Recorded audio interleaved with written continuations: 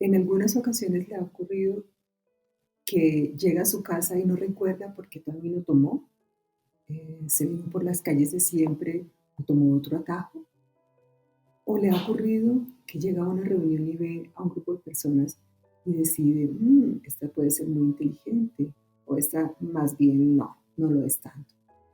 Desaparecen sus llaves y de pronto súbitamente recuerda dónde las dejó. Vamos a hablar un poco de la percepción y de los sesgos cognitivos, que son esos errores sistemáticos al manejar y al analizar una información. Veamos por qué ocurre. Estos temas de cómo abordamos la información, que en algunas ocasiones es rápida y en otras ocasiones es lenta y razonada, ha sido investigada desde hace muchos años.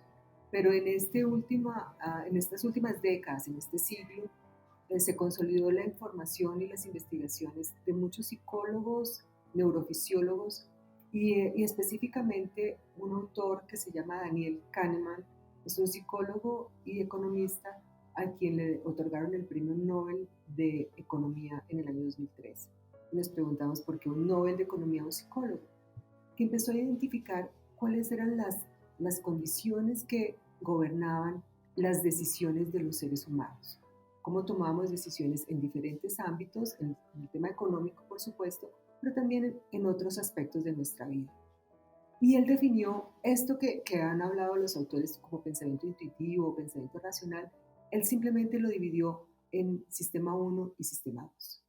El sistema uno que es rápido, que es intuitivo, que es emocional y donde respondemos inmediatamente, y el sistema 2 que es un sistema pausado, racional, más lento y que requiere mucha atención de parte nuestra. Veamos cómo funciona uno y otro. Observe las siguientes líneas. ¿Cuál es más larga?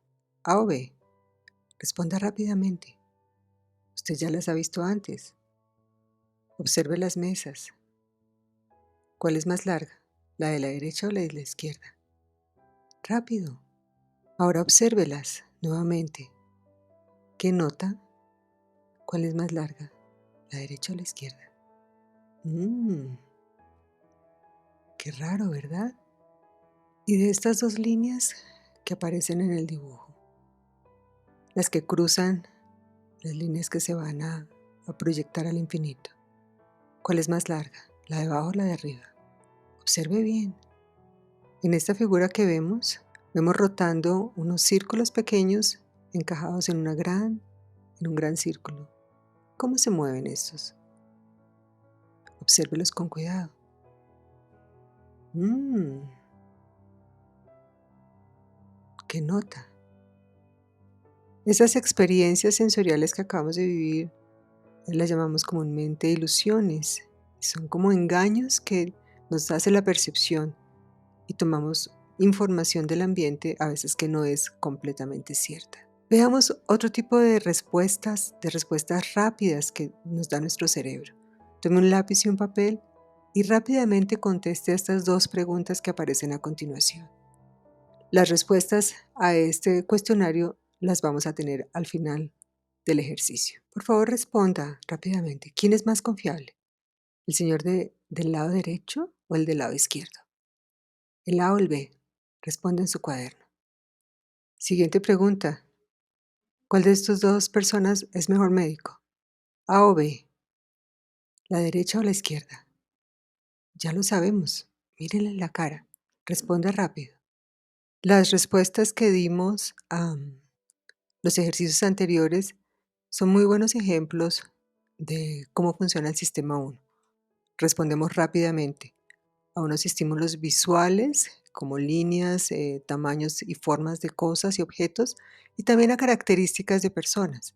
Respondemos rápidamente, tenemos más o menos unos patrones de pensamiento que nos ayudan a responder a una situación y otra. Tenemos otro sistema de pensamiento, el sistema número 2. Este es un sistema que es lento, reflexivo, racional. Requiere, para poder acceder a él, una focalización de la atención, requiere concentración. Y estas son respuestas más conscientes, sopesadas, donde se van evaluando las situaciones y se toman decisiones de una forma más tranquila. ¿Para qué nos sirve el sistema 1? El sistema 1 nos sirve para responder rápidamente ante diferentes situaciones que no son muy complejas. Por ejemplo, si yo necesito detectar si un estímulo, si un objeto está mucho más lejos que otro, no te puedo decir con precisión cuántos centímetros o cuántos metros están de diferencia un objeto que otro, pero sí puedo decir este está más cerca y el otro está más lejos. Puedo detectar características de las personas, por ejemplo, en sus voces, si son hostiles, si son amables.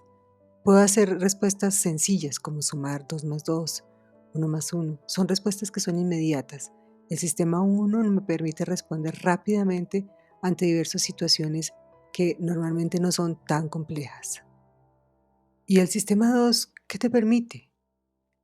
El sistema 2 permite realizar cálculos y actividades que son mucho más complejas, que requieren una gran concentración de atención. Por ejemplo, cálculos matemáticos. Si tenemos que hacer una operación, por ejemplo, de multiplicación de 2, 3, 4 cifras por 2, 3, 4 cifras, si tenemos que hacer derivadas, si tenemos que hacer ese tipo de cálculos matemáticos, requerimos un sistema 2 concentrado y enfocado. O actividades físicas, por ejemplo, si te digo camina más rápido, camina hacia atrás, hacia la izquierda, hacia la derecha, eso requiere más atención. Mirar una característica específica, por ejemplo, en un grupo de personas, a todos los que tengan el pelo blanco, por ejemplo. Traer a la memoria sonidos, letras de canciones, etcétera. Ese tipo de actividades mucho más complejas requieren de la intervención del sistema 2. Entonces funcionamos con dos sistemas, el sistema 1 automático, el sistema 2 más controlado, más racional. Es muy interesante que cuando el sistema 1 no puede responder, entonces toma el mando el sistema 2. Las impresiones e intuiciones se van convirtiendo en creencias y los impulsos que surgen de un momento a otro se van convirtiendo en acciones voluntarias. O sea, va tomando el control el sistema 2 y se va volviendo y se va incorporando dentro de sus características propias, dentro de su ADN. Entonces vemos cómo la función del sistema 2 es observar y controlar los pensamientos y las acciones que surgen del sistema 1. O sea, el sistema 2 en el córtex prefrontal sirve como de guardián de todo lo que hace intuitivamente y emocionalmente el sistema 1. Ese sistema 2 requiere alto control, requiere un gran consumo de glucosa porque recuerden, el cerebro necesita esa glucosa para funcionar. Es muy, muy exigente el uso de la energía para el sistema 2 y es bien interesante cuando las personas están cansadas, cuando las personas no han dormido bien, cuando las personas están estresadas, empieza a funcionar más el sistema 1 que el sistema 2.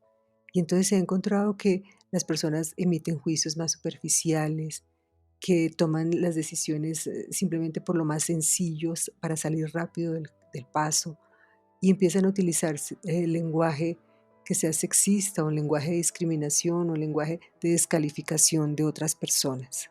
Existen varias razones por las cuales se dan esos sesgos cognitivos, esas interpretaciones erróneas sistemáticas de una información.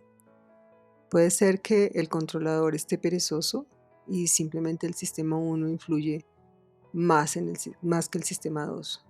Puede ser porque el sistema 2 está cansado, está ocupado en otras cosas, está estresado o está bajo el consumo de sustancias psicoactivas, por ejemplo. Eso hace que deje el control y lo tome el sistema 1.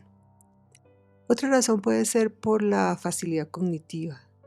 Yo confío mucho en mis intuiciones, nunca las pongo en tela de juicio. Entonces no me dejo que me convenzan con argumentos, sino que yo tengo siempre la razón. Entonces para mí es más fácil creer en lo que siempre he creído. Hay otra razón que puede ser el efecto de halo. Eso quiere decir que un rasgo o una característica influye en la percepción de un todo. Se hacen generalizaciones erróneas a partir de una sola cualidad. Por ejemplo, cuando conocemos a alguien y nos dan una característica de esa persona, es posible que por una sola característica demos un juicio de sobre todas las características de esa persona o sobre su comportamiento, su forma de ser. Eso ocurre también en muchos otros momentos, que si me describen una situación desde diferentes adjetivos, me quedo con el primero, por ejemplo. Esto se llama efecto de halo.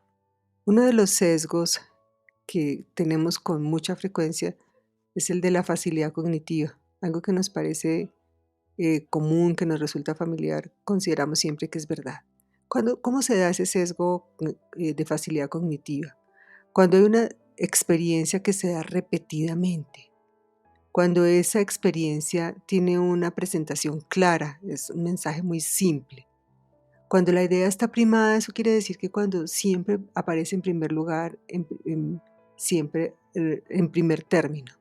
Y cuando está teñida por un buen humor. Todos sabemos que el buen humor hace que las cosas queden más grabadas en nuestra memoria, se recuerdan con más facilidad.